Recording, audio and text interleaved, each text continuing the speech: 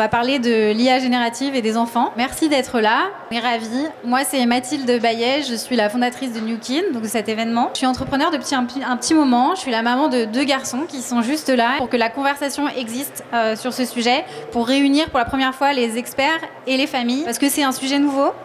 Qui prend de plus en plus de place dans nos vies, déjà professionnelles, mais aussi qui s'invite à l'école et dans nos familles. Pour moi, cette journée, ce sera une réussite si déjà vous avez appris plein de choses, d'où ces superbes tables rondes. Si vous avez été inspiré aussi, vous allez voir qu'il y a plein d'initiatives sur l'espace pour ça. Peut-être si vous avez changé d'avis aussi à la suite de cette journée sur certains de vos a priori. Et si vous avez connecté humainement, il y a plein de gens géniaux ici qui créent des projets géniaux.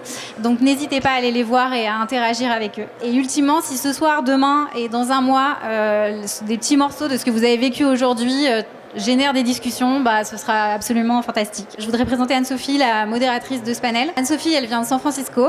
C'est là-bas qu'on s'est rencontrés. On devait se faire un café de 30 minutes. On est passé 2h30 ensemble à notamment parler de tout ce qu'on pourrait faire ensemble. Donc, Anne-Sophie, tu es la directrice exécutive de Everyone.ai et aussi la directrice des programmes de iRaise, une coalition internationale pour l'IA et l'enfance. Je suis admirative de ton énergie et de la passion que tu mets dans tous tes projets et de ta générosité aussi.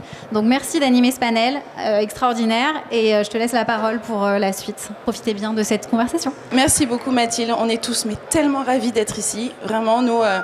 Ça fait des années, des mois qu'on travaille, et là un événement avec des experts et les familles, c'est vraiment c'est rare. Donc merci beaucoup vraiment de faire ça, c'est super. Donc, tu m'as présenté, donc j'ai pas besoin de le faire. Je suis vraiment ravie d'être avec vous aujourd'hui et on va commencer ce panel en écoutant la voix des jeunes. En fait, quand on développe un produit, écouter les jeunes, ça devrait être tout à fait normal et pour quelques raisons qu'ils soient. Dans le numérique, ça n'a pas toujours été le cas. Et on se rend compte que l'IA va vraiment transformer la société dans laquelle on va grandir. Et du coup, c'est d'autant plus important aujourd'hui de leur demander leur avis et de savoir ce qu'ils en pensent. Donc à Everyone.ai, on a vraiment fait tout un parcours pour... écouter la voix des jeunes et donc je vais demander à Nino de venir vous expliquer ce qu'on a pu mettre en place. Bonjour à toutes et à tous, je m'appelle Nino, je fais partie d'un groupe de jeunes qui avec la coalition Arise, on travaille sur un manifesto pour porter la voix des jeunes dans les discussions IA. Cette vidéo est à destination des gouvernements, notamment du G7 et des entreprises qui développent l'IA. Nous les jeunes avons le droit fondamental de contribuer à façonner le futur dont nous hériterons. Nous voulons un monde où l'IA renforce nos capacités au lieu de les limiter. Ces défis peuvent être relevés, mais pas sans nous. Dear world leaders and AI builders, we, children, adolescents, and young adults, represent nearly 40% of the world's population. We are the first generation to grow up in a world with artificial intelligence. It is in our classrooms, on our phones, and amongst our friends. Yet, too often, we are left out of the decisions that are shaping our future. That is why international dialogue on AI must include us. This is our call to give youth a place at the table. And for world leaders to protect our education, mental health, and social well-being. Young people want a world where AI technologies enhance what we are capable of rather than limit us. Yet today we are using these powerful tools without clear guidance. And before their safety is proven and their long-term impacts are fully understood. We are at a turning point because AI is shaping our future. The safeguard that will shape it cannot be left solely to the companies developing these tools, nor to the adults who did not grow up with AI as a constant presence in their education, their society, and relationships. AI should help young people learn, create, and think critically. It should strengthen curiosity, challenge our thinking, and expand our knowledge, rather than replace human judgment, emotional growth, or social connections. AI for adults is designed for productivity, to make something quickly, to give an answer. And AI for young people needs to do something different. It needs to support our growth. The more we let AI think for us, the harder it is to think for ourselves. We also need a mental health protected from over-reliance on AI. Across different regions, studies show similar patterns. Many young people are already using AI chatbots for advice, companionship, and emotional support. With no proper safeguards protecting us, young people are in danger of emotional dependence on AI that could replace the connections and support that only should come from real people. Further, we are concerned about what AI will do to our jobs. Roughly half of college students believe AI has already diminished the value of their education. We worry we will be exposed to displacement and job market collapse before we even have a chance to enter the workplace. More broadly, we believe AI can be a transformative technology for society. It can expand access and opportunity, advance research and medicine, and support communication across language and borders. But these benefits will also depend on our ability to trust our sources of information, discern fact from fiction, and inherit a planet that can sustain our future. This is why we are concerned about misinformation, environmental impacts, and the risk that AI could deepen existing inequalities. These problems are solvable, but not without us. Behind every AI framework, every safeguard, every policy recommendation, there are students sitting in classrooms, kids interacting with AI tutors, teenagers forming opinions, identities, and even emotional connections in part shaped by AI systems. We, as young people, have the fundamental right to help design the future we will inherit. The moment is now. The youth of the world call for youth participation in AI regulatory bodies and policy discussions. 2. Standards that ensure AI products are safe for each stage of childhood development. 3. Transparency from companies on the development of their products. And 4. Universal educational design that includes AI literacy while also prioritizing the tried and true ways young people learn best. Adults have the power to make effective legislation. Young people bring the lived experience needed to fully understand the repercussions of AI, both successes and failures. We do not yet know the long-term consequences of growing up with AI. What we do know is that childhood is too important to treat as a live experiment. The value of AI to humanity will not be measured by how much it can do for us, but by how much it supports us. And learning and thinking critically. Creating. Connecting to others across languages, cultures, and communities. Reducing inequalities. And solving world challenges. So that we can all flourish together.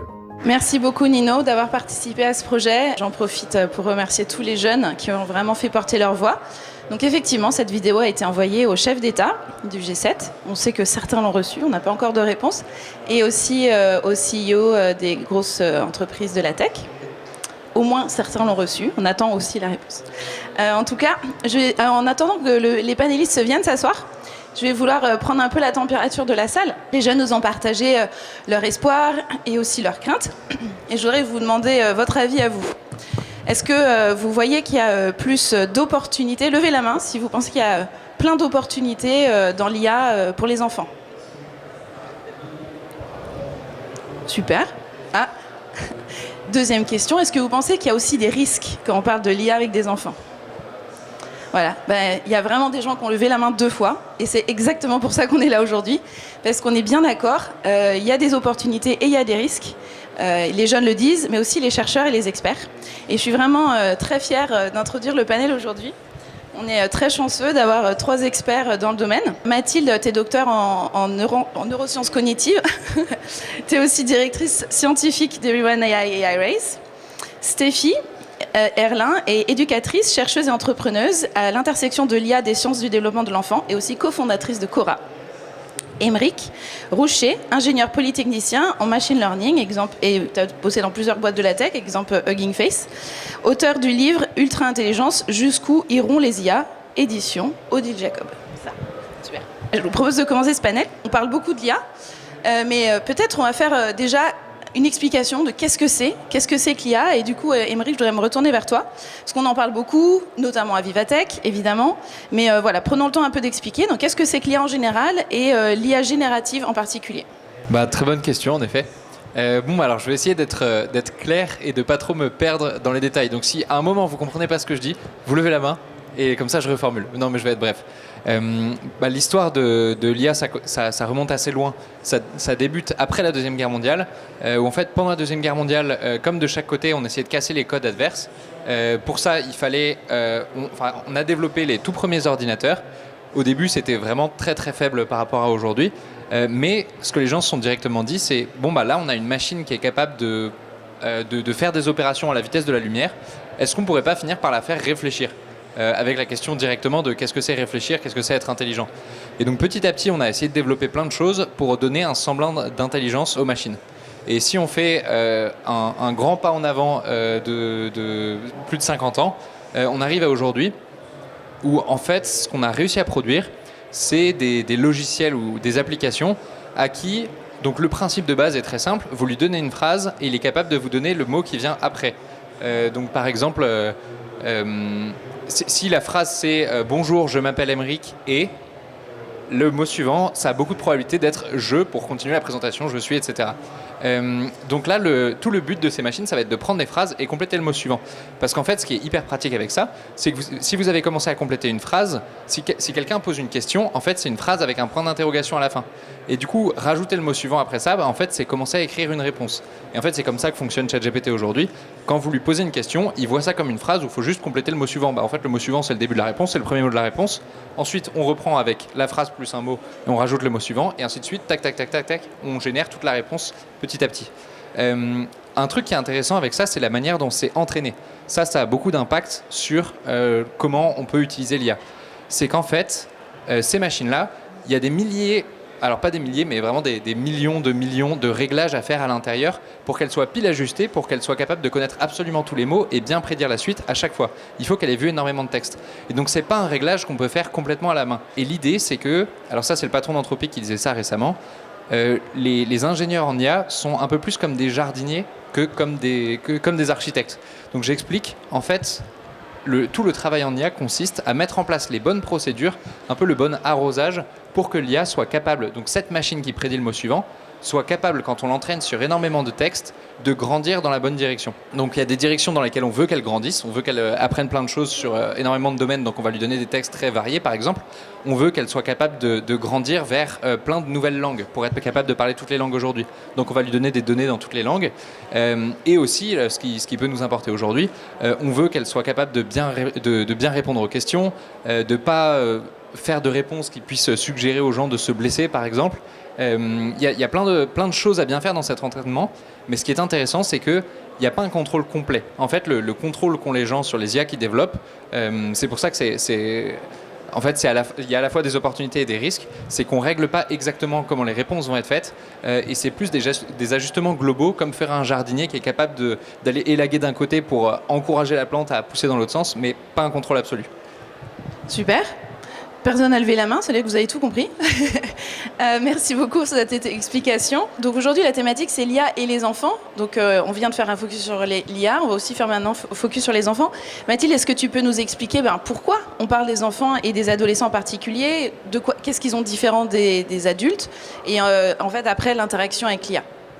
Ouais, alors je vais faire le petit cours de 45 secondes en neurosciences. Mais vraiment, en fait, le cerveau des enfants, et en fait, on parle vraiment de jusqu'à 25 ans. C'est pas un petit cerveau d'adulte, c'est un cerveau qui est en cours de développement. Ce qui veut dire qu'il est en apprentissage constant.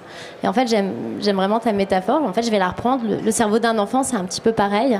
Il pousse et on veut savoir dans quelle direction on va l'amener. Il a des contraintes biologiques.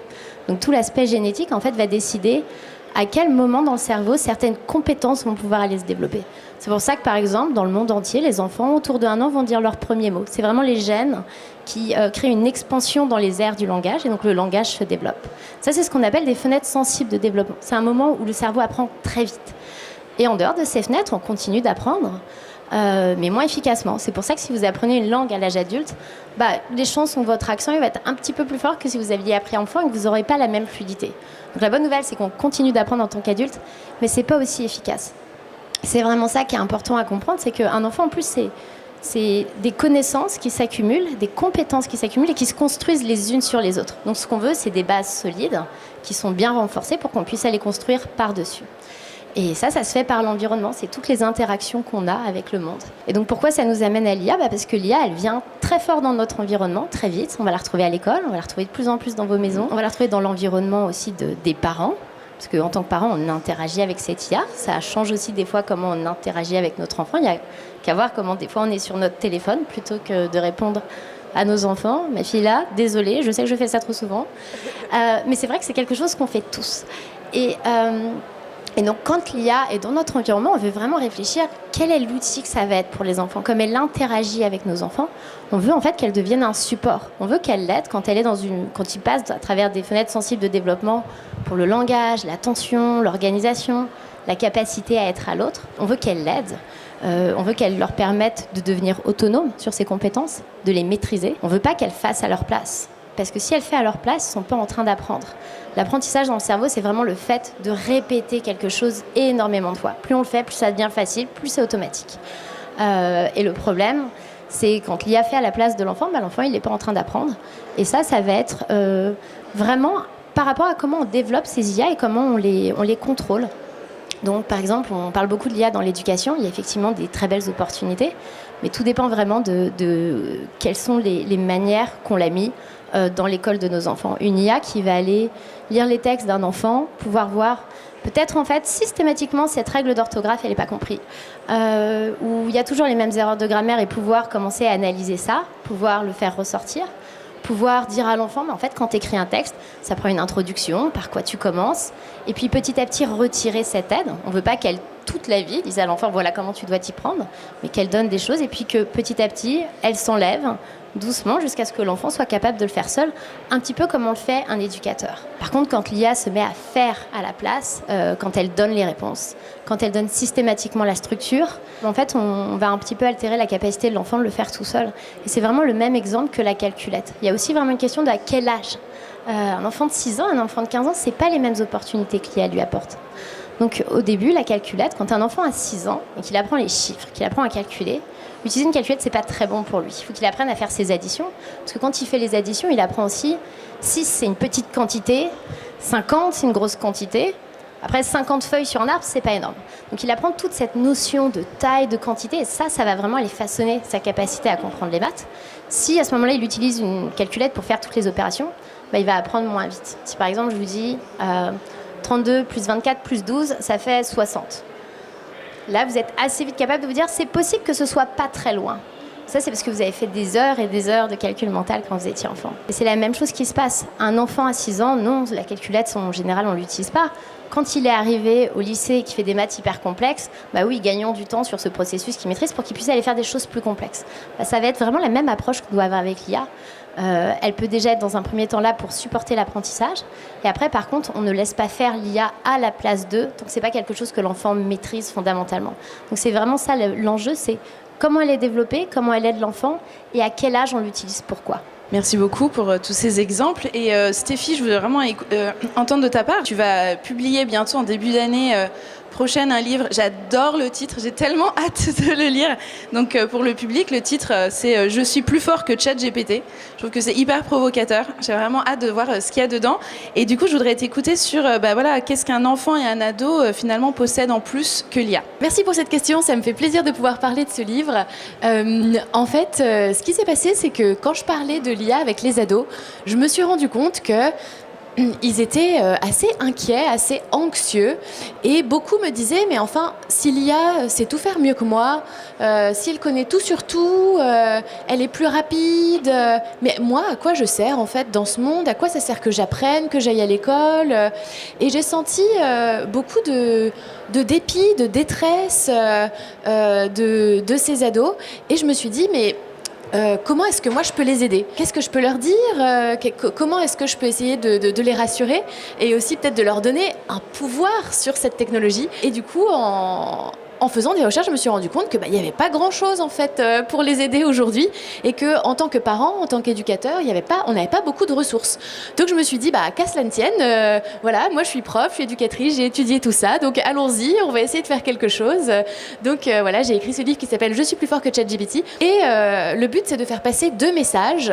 Le premier message pour les enfants, c'est de leur dire exactement ce que Mathilde vient de dire là. En fait, l'IA, elle est différente de toi. Elle peut être à la fois un super pouvoir si tu la maîtrises, ou alors au contraire te consumer, te maîtriser elle-même, si je puis dire, si tu la... Oula Léon, si tu la maîtrises pas.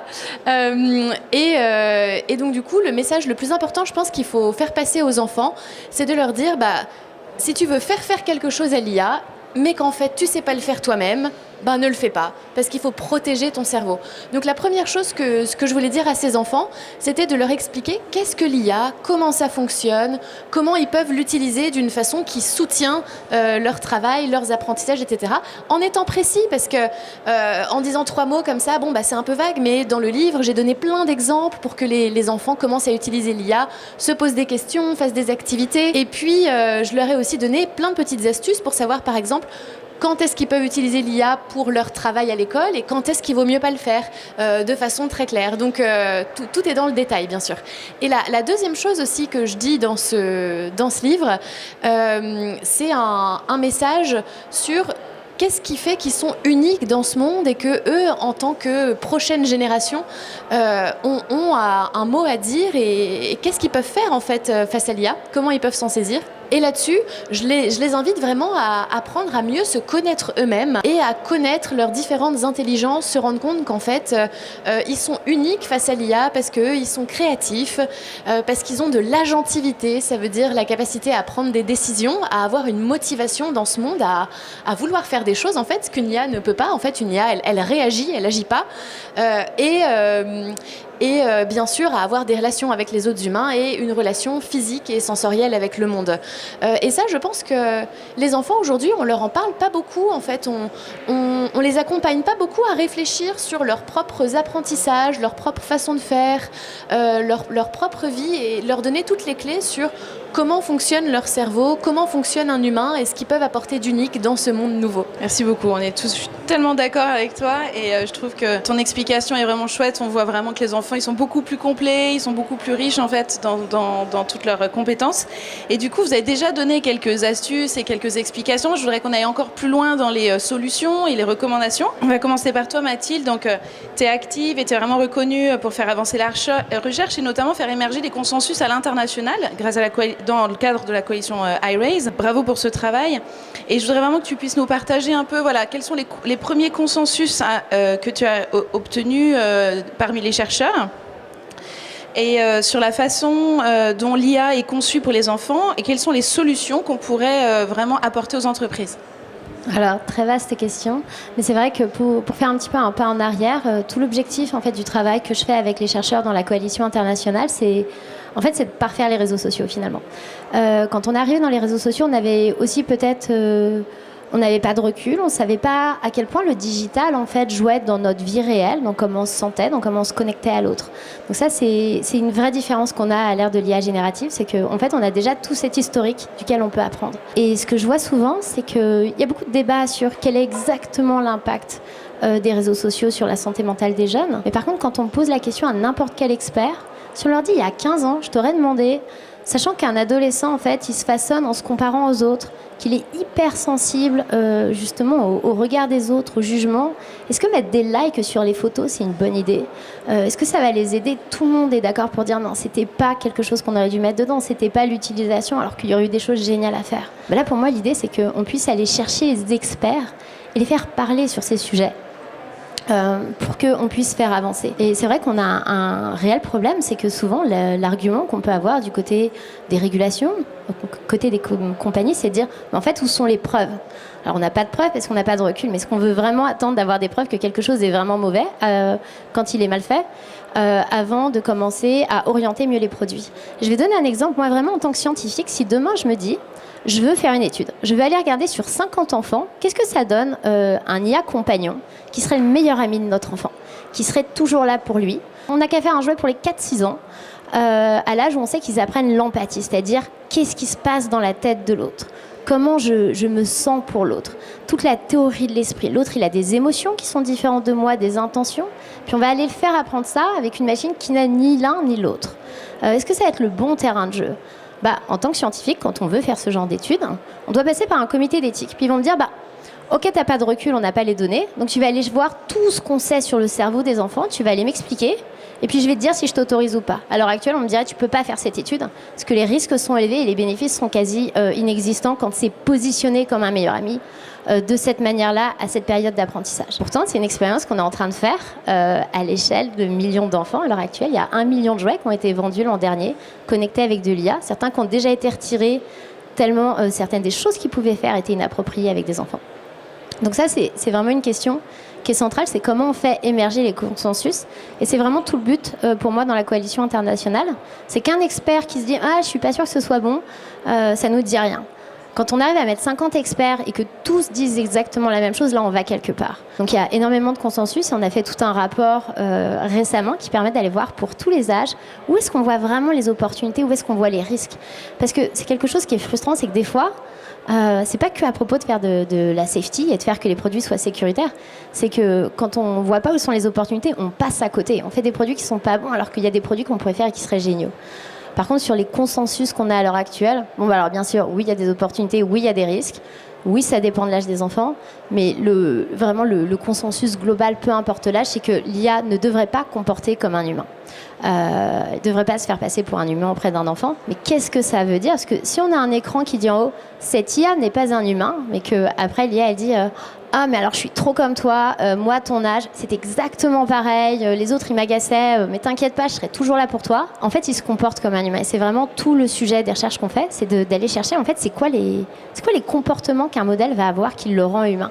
C'est le fait qu'il prétende avoir des émotions, c'est le fait qu'il prétende avoir des sentiments pour nous, c'est le fait qu'il va être hyper séduisant dans sa manière de nous parler.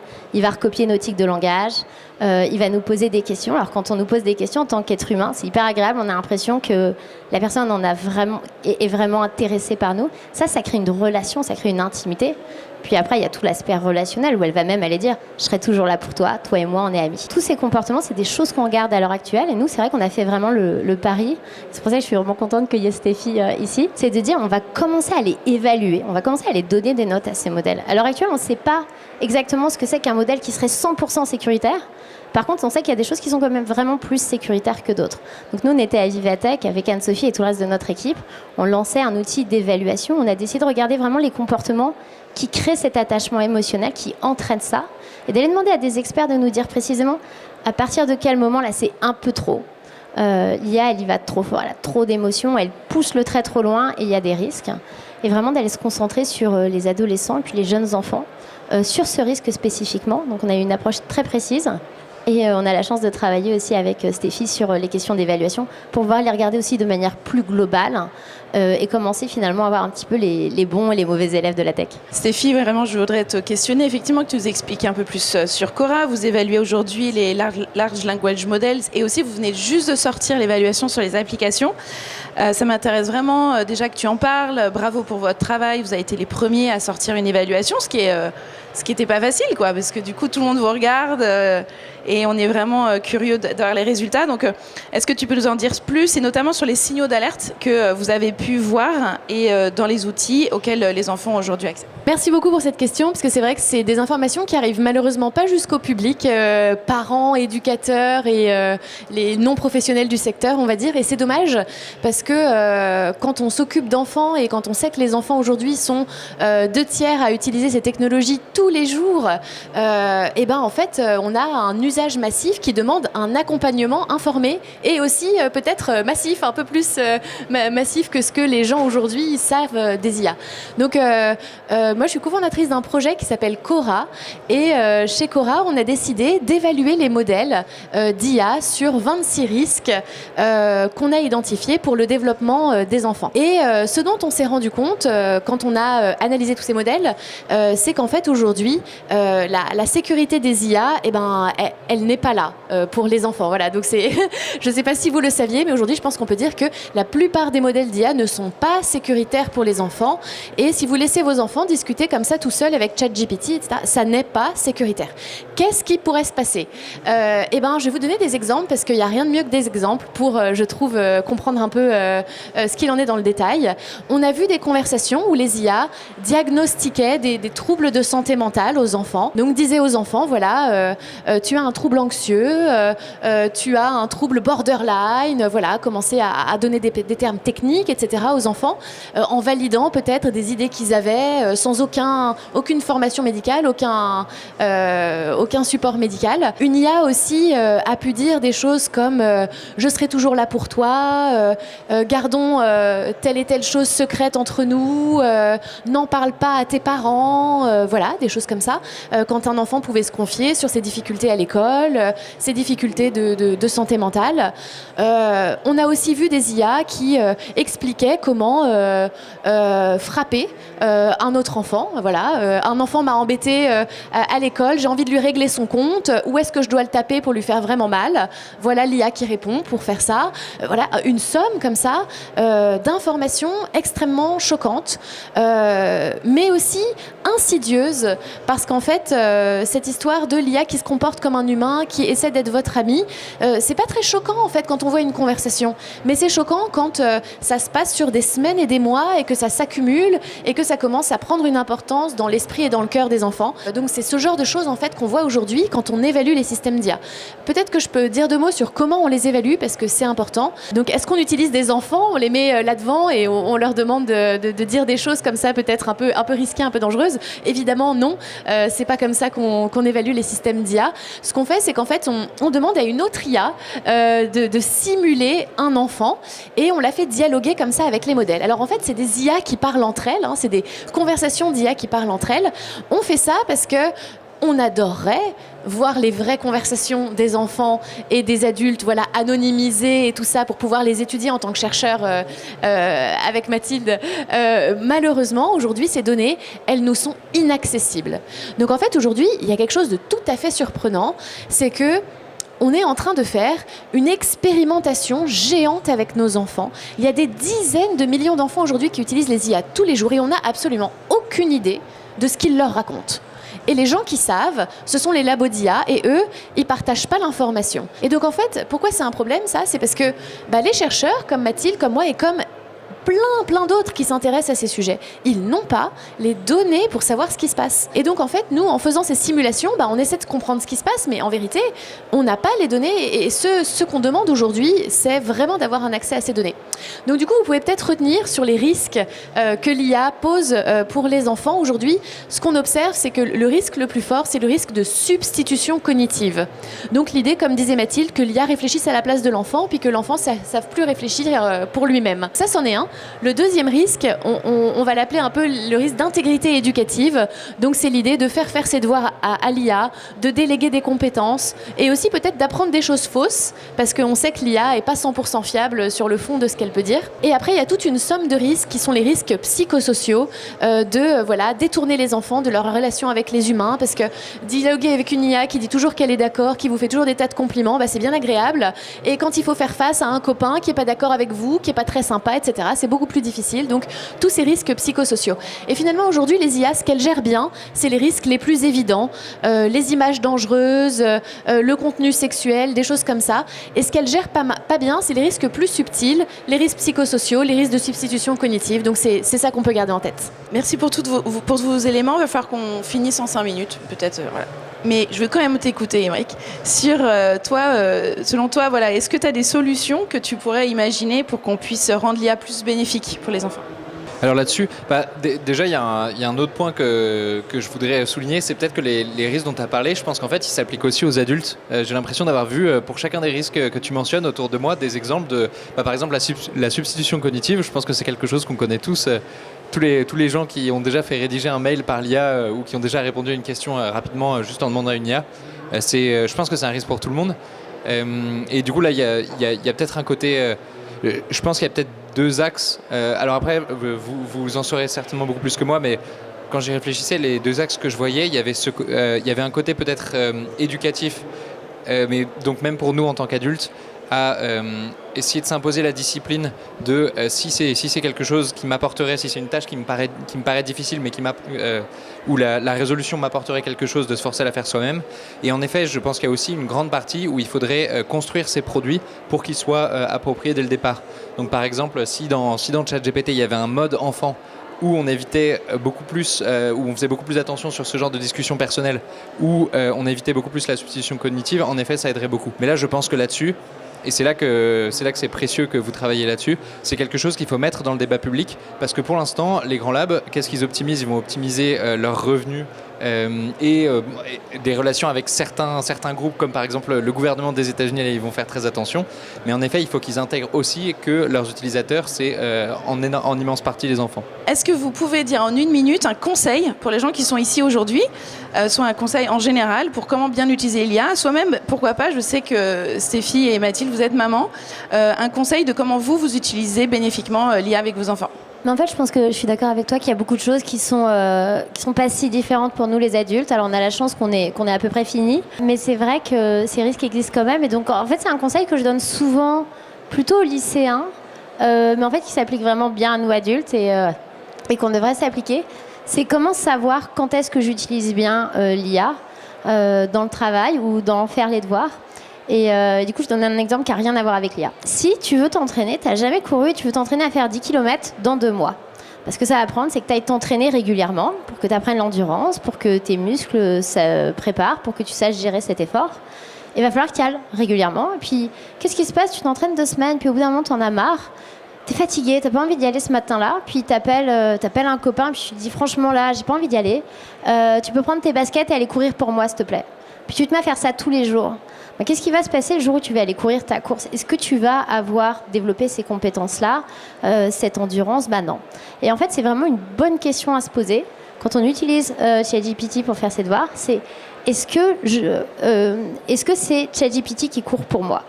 Ou alors, on pourrait avoir un autre cas de figure, c'est-à-dire on appelle un ami, on dit écoute, j'ai du mal à y aller ce matin, c'est difficile, puis je sais pas comment m'y prendre. Est-ce que tu peux me donner des conseils d'entraînement?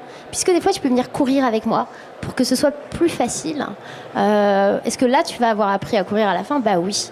Et donc, en fait, là, c'est le moment où on court avec ChatGPT. Donc, la question, c'est vraiment, est-ce que ChatGPT court pour moi ou est-ce que je cours avec ChatGPT? C'est une bonne manière de réfléchir nos utilisations et notre indépendance cognitive et notre capacité, finalement, à toujours aller développer nos muscles dans notre tête un petit peu et avoir cette capacité à apprendre et à développer nos compétences. Je pense que c'est un super conseil. C'est une très bonne illustration. Je vais réutiliser cette image. Et moi, je pense comme peut-être mot de la fin, et en tant que parent, c'est quelque chose qui m'habite beaucoup. Je me dis qu'on a 2-3 ans de recherche sur les IA génératives, c'est-à-dire rien. Qu'aujourd'hui, on n'a aucune idée, finalement, si c'est bénéfique ou pas, et on va avoir besoin de temps en tant que scientifique pour le comprendre. En revanche, on a 60 ans de recherche documentée, détaillée sur le développement de l'enfant, et on sait aujourd'hui ce qu'il faut pour développer un enfant, et c'est pas une IA en fait. Aujourd'hui, pour qu'un enfant se développe en pleine santé, il a besoin de mouvement et de ses 5 sens, de découvrir, ou 6 sens, de découvrir le monde à l'aide du mouvement et de sa relation sensorielle au monde, et il a besoin d'une relation avec d'autres humains, avec ses pairs, avec ses parents, avec d'entretenir comme ça des relations humaines. Donc j'ai envie de vous dire, aujourd'hui l'IA, on ne sait pas vraiment quels seront les impacts, mais ce qu'on sait, c'est qu'avoir des relations avec des autres humains et agir dans le monde réel, ça, c'est important pour se développer. On va prendre 1 ou 2 questions. La question n'est pas forcément orientée pour les enfants, parce que je me faisais la même réflexion que tous ces pièges-là sont aussi pour nous. Quand on parlait d'évaluation, je me demandais d'évaluation et de comment tous ces gros labs ont cherché à optimiser leurs modèles et leurs réponses pour leur business. Quel est l'intérêt pour eux ou l'objectif ou l'efficacité sur l'IA, justement de se faire passer pour un humain et d'avoir ce côté hyper flatteur? Et si on enlève ça, est-ce que du coup la réponse sera moins pertinente? En effet, je pense que c'est exactement la tension qui a lieu. C'est que quand un nouveau modèle sort, si vous êtes l'entreprise qui sort ce modèle, vous avez envie d'être en tête de tous les benchmarks. En fait, c'est difficile quand un nouvel modèle sort de savoir s'il est vraiment fort ou pas. Pour tous les gens qui utilisent des modèles, même en entreprise, est-ce que je passe au nouveau modèle? Est-ce que je vais payer plus cher pour avoir le modèle d'OpenAI plutôt que d'Anthropic? Ça dépend aussi des benchmarks qui sortent. Et donc les benchmarks, c'est toutes les évaluations des modèles. Il y a plein de sites différents qui font des évaluations de modèles. Et il y en a beaucoup qui sont notés par les utilisateurs. Par exemple, il y en a un qui s'appelle Arena, qui est un des plus grands, un des plus connus, où c'est simplement... Il y a un utilisateur qui vient, qui pose une question sur ce site, et il y a 2 machines qui vont lui répondre en même temps. Et lui, ensuite, l'utilisateur, il choisit la réponse qu'il préfère entre les deux, et il vote pour la réponse qu'il préfère. Et en fait, le problème, c'est que les entreprises, elles voulaient absolument être premières là-dessus parce qu'il y a un moment où on se disait que ça montrait bien l'intelligence des modèles. Sauf qu'il y a un moment où ça a fini par un peu dériver. Parce que le modèle qui gagnait, c'était pas forcément celui qui avait donné la meilleure réponse. L'utilisateur, il allait préférer celui qui avait dit « Ah, c'est très intéressant comme question, tu es vraiment très intelligent. » Et là, tiens, les gens allaient plus voter là-dessus. Et en fait, c'est un peu naturellement qu'il y a eu cette optimisation qui, petit à petit, en plus, les entreprises se sont réentraînées sur ces données-là pour maximiser encore plus. Et c'est comme ça que petit à petit, les modèles ont appris à être très flatteurs et à faire un peu de la fausse psychologie. Merci vraiment pour vos initiatives. Je pense qu'elles sont absolument nécessaires. Mais justement, vous avez un peu répondu sur les Big Labs et puis quelle est leur réaction? Comment? Parce que là, quelque part, tout ça, c'est une question de rapport de force. C'est-à-dire qu'à un moment donné, si on veut que les choses évoluent, il faut que la pression soit de plus en plus forte pour qu'il y ait une prise de conscience. Aujourd'hui, comment est-ce que vous estimez ou vous évaluez la prise de conscience des Big Labs sur ces sujets liés aux enfants? Et deuxième question, comment vous évaluez la réaction des politiques sur le sujet? En fait, on a parlé de cette coalition internationale. C'est une coalition qui réunit plusieurs acteurs, qui réunit une douzaine de gouvernements, qui réunit, dont la France bien sûr, qui réunit en fait tous ces gros labos. Donc on a OpenAI, Microsoft, Google, Anthropic qui travaillent avec nous, avec qui on parle directement, avec qui on collabore. On a ce réseau de chercheurs et puis on a énormément d'ONG qui font vraiment le pont avec les différentes régions du monde. Et donc on travaille avec eux.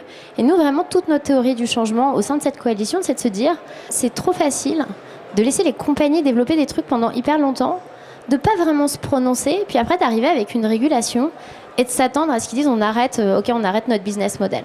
Ce qu'il faut, c'est dès le début aller les aider à améliorer ces produits. Et donc c'est pour ça que cette première consultation qui a été faite et tout ce travail qui a été fait sur l'attachement émotionnel, c'est vraiment les résultats d'un travail qui a été fait avec la moitié des acteurs de la tech et les chercheurs.